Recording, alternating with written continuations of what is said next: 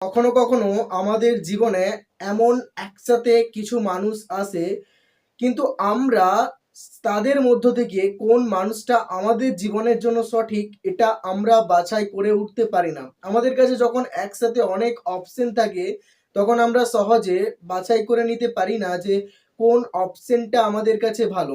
আমরা কখনো কখনো আবেগ বা অনুভূতির দ্বারা তাড়িত হয়ে এমন কিছু মানুষকে চুজ করি আমাদের জীবনের জন্য, যারা প্রথম দিকে খুব ভালো আচরণ করে তো ঠিকই, কিন্তু একটা সময়ে পরে গিয়ে যখন আর আমাদের হাতে অপশন থাকে না, তখন আমরা দেখতে পাই যে সেই মানুষটার আসল উদ্দেশ্য এবং আসল রূপটা তখন আমাদের কাছে আর সময় থাকে না। অ্যাকচুয়ালি আমরা মানুষ হিসেবে কিছু কিছু সময়ে সময়ে সঠিক সিদ্ধান্ত নিতে আমরা পারি না, যার কারণে আমাদেরকে অনেক সমস্যার সম্মুখীন হতে হয় ভবিষ্যতে গিয়ে। যদি সময় থাকতে সঠিক সিদ্ধান্তটা নিতে পারো তবে জীবন বদলে যাবে।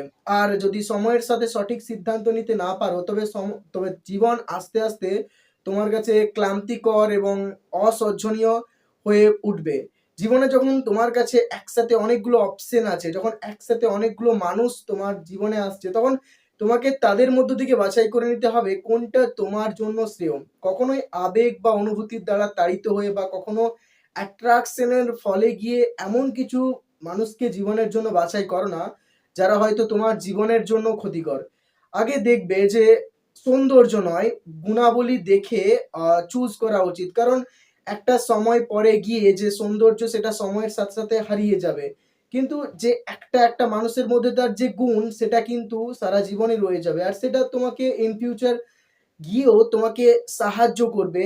একটা মানুষের গুণাবলী, একটা মানুষ বাইরের থেকে দেখতে যেমনই হোক না কেন, তার মধ্যে যদি সঠিক গুণাবলী থাকে তাহলে সেই মানুষটা তোমার জন্য শ্রেয়। কিন্তু আজ বেশিরভাগ ক্ষেত্রে দেখা গেছে যে আমরা যখন কোনো সঠিক মানুষ আমাদের জীবনে চুজ করি, তখন আমরা বেশিরভাগ ক্ষেত্রেই বাইরের সৌন্দর্যটা দেখেই আমরা বেশি মানুষ বাছাই করি, ভেতরের সৌন্দর্যটাকে আমরা খুব একটা বেশি প্রাধান্য দিই না। যার কারণে একটা সময় পরে গিয়ে আমাদের সেই সম্পর্কের মানুষটার সাথে অনেক সমস্যা বা অনেক ঝামেলা আমাদেরকে ফেস করতে হয়।